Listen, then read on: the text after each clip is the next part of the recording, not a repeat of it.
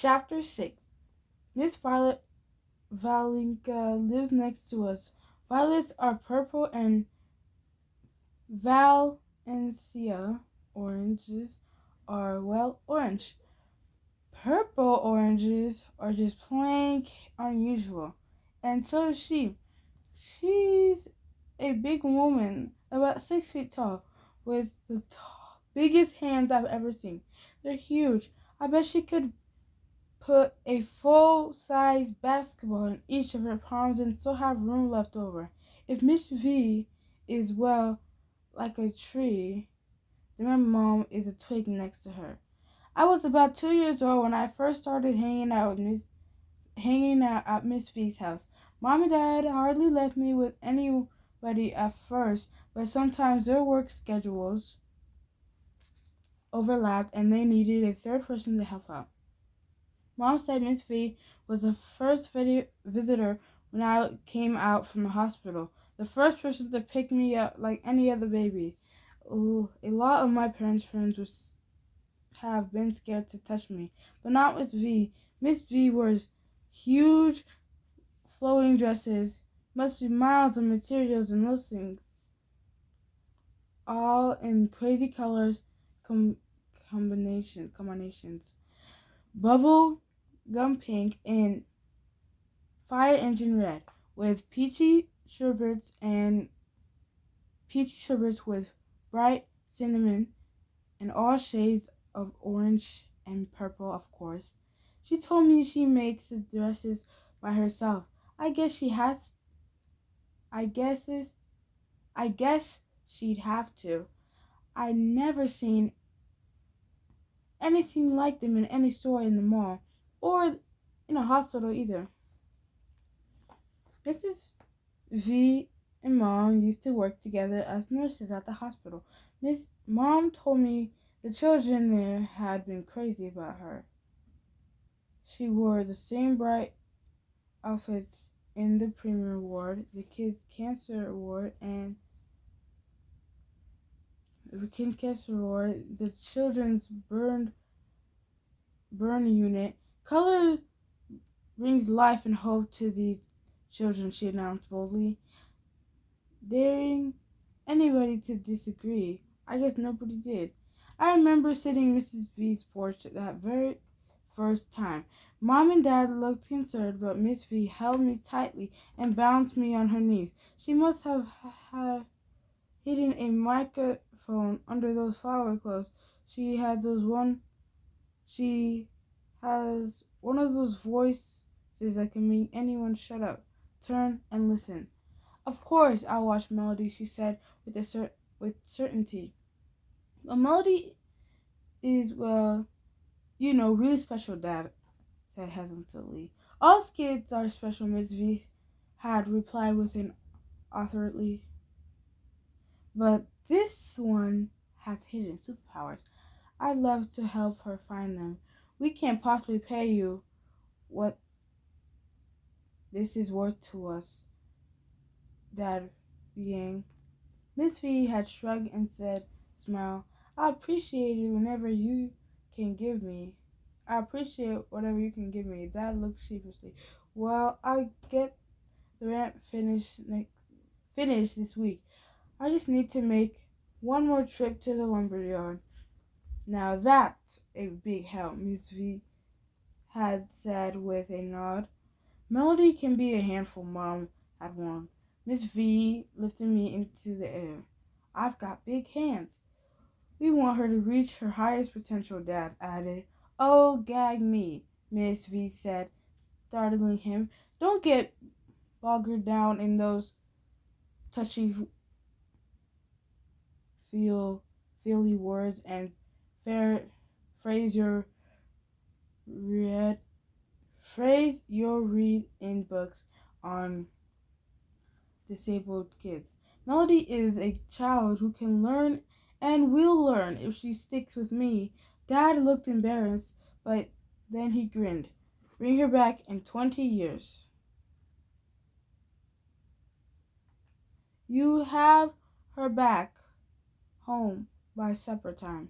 So most work days I end up at Miss V at Miss Valinka's place for a couple of hours until Mom and Dad could get home. When I got older, I went over to Miss V's every afternoon after school. I don't even know how much they paid her, but it couldn't have been enough.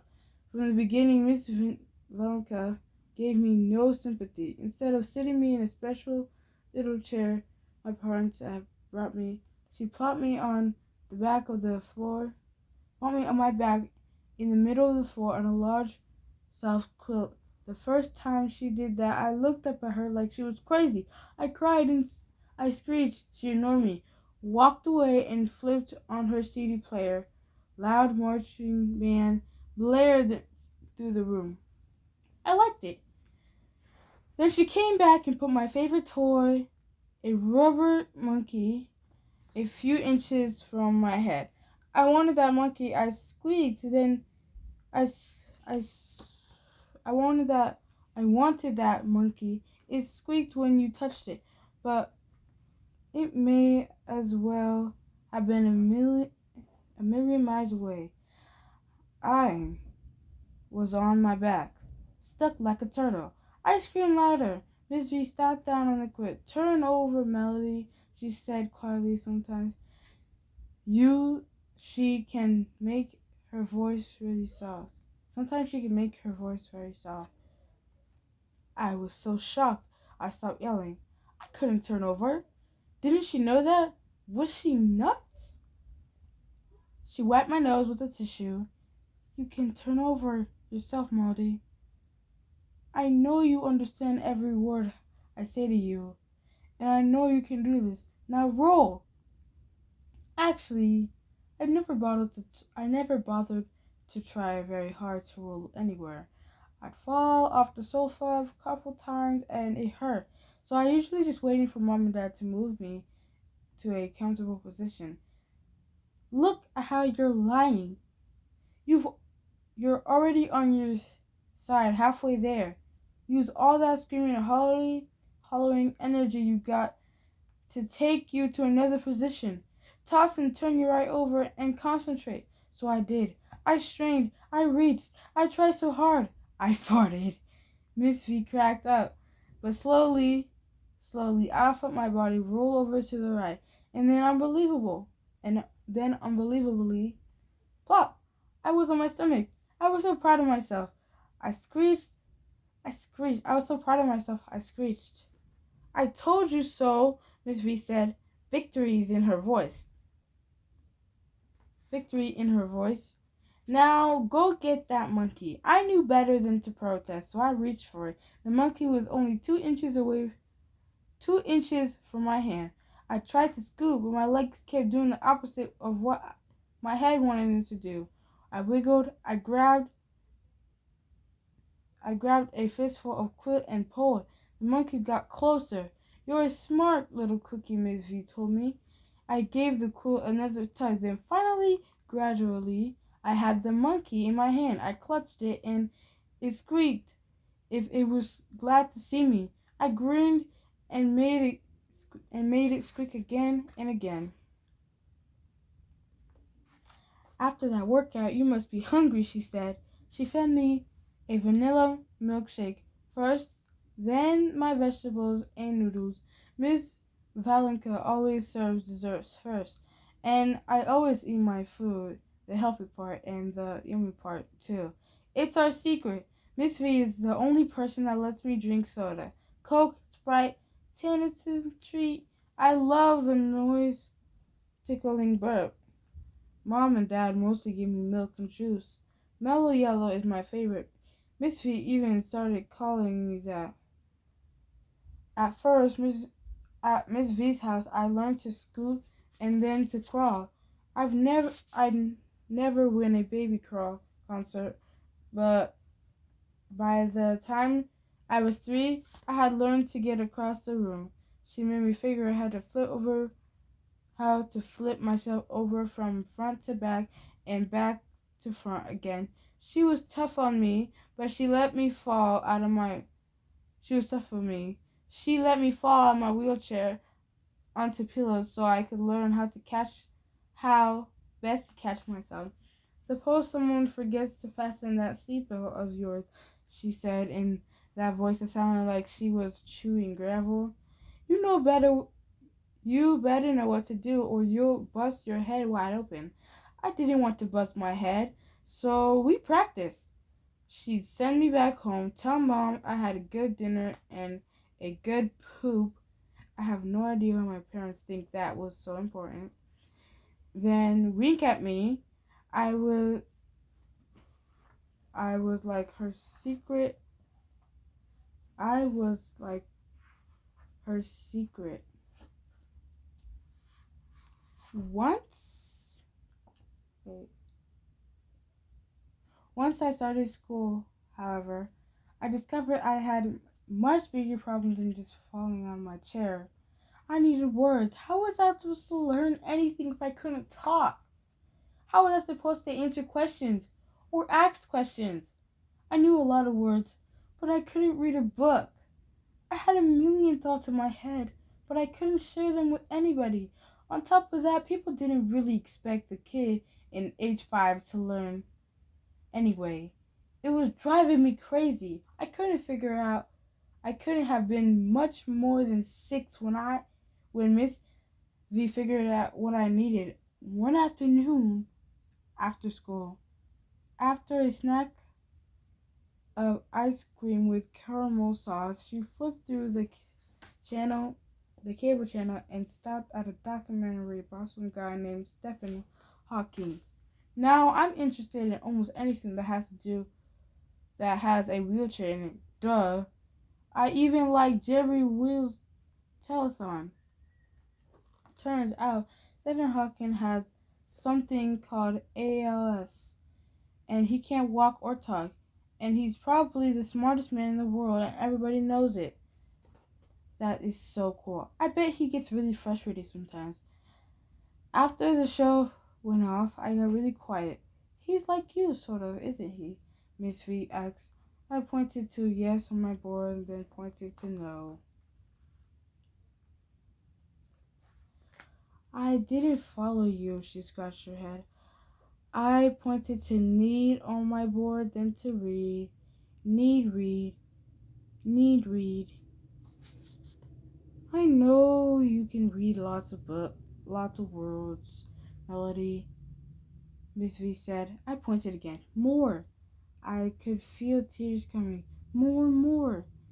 Melody, if you had to choose, which would you rather be able to do? Walk or talk? Walk, I pointed to my board. I hit the word again and again. Walk, walk, walk. I have so much to say. So Miss V made it her new mission to give me language. She ripped all the words out of my communication board and started from scratch. She made the new words smaller so it could fit. Every single space on my talking board got filled with names, pictures of people in my life, questions I might need to ask, and big varieties of nouns and verbs and adjectives so I could actually compose something that looked like a sentence. I could ask, where is my book bag? Or say, happy birthday, Mom, just by pointing with my thumb. I have magical thumbs, by the way. They work they work perfectly. The rest of my body is sort of like a coat with buttons undone up in the wrong holes, but my thumbs came out with no flaws, no glitches, just my thumbs. Go figure.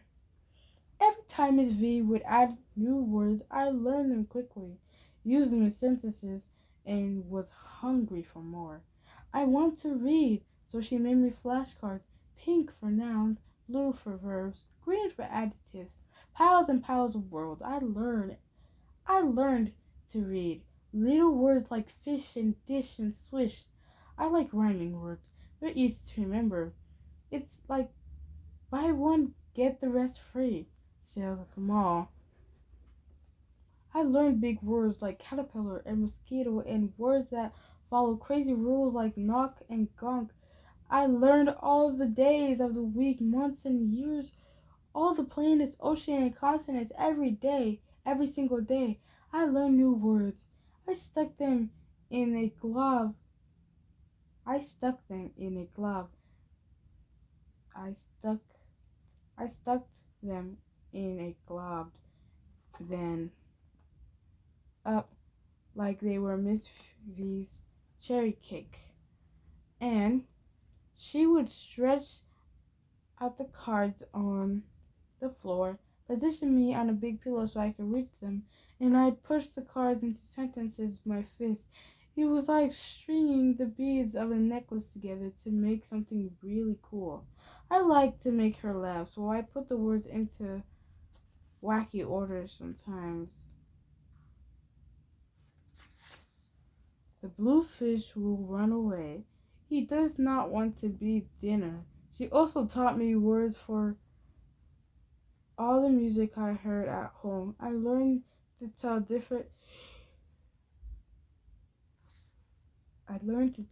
the difference between Beethoven and Bach, between sonata and concerto. She she'd pick and section on a CD, then asked me to the composer to make then asked me the composer. Mozart. I picked. I pointed to the correct card from the choices she set in front of me. Then I pointed to the color blue on my board. Huh? She asked. When she played a section from Batch, I pointed to the blue on my board. I used to touch purple. She looked confused. I could I searched around for the right words to explain what I meant. I wanted her to understand that the was colorful when I heard it. I finally realized that even Miss V couldn't figure out everything in my head. We kept going. Sometimes she played hip hop music, sometimes music, and the colors it pronounced. Flowers around her as easily as her clothing. Miss V took me outside in all kinds of weather. One day she actually let me sit outside in the rain. It was steaming hot, and I was sticky and irresistible. It must have been about 90 degrees outside. We were sitting on the porch, watching the storm clouds gather. She told me the names of all the clouds and made up stories about them. I knew that later she would have the names of every kind of cloud on word.